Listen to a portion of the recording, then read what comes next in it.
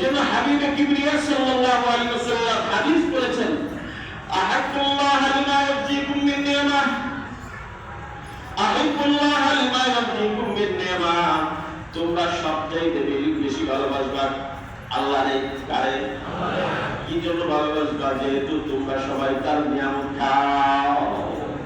কে বলছেন?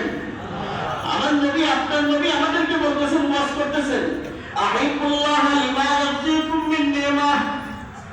এই সবচাইতে বেশি ভালোবাসবা তোমরা আল্লাহকে, যেহেতু তোমরা সবাই আল্লাহর নিয়ামত খাও। ওয়াহিব্বুনি লিমা লিহুফিল্লাহ, আল্লাহর পরে তোমরা আমাকে ভালোবাসবা, যেহেতু আল্লাহর সবচাইতে প্রিয় পাত্র হলাম আমি নবী মুহাম্মদ।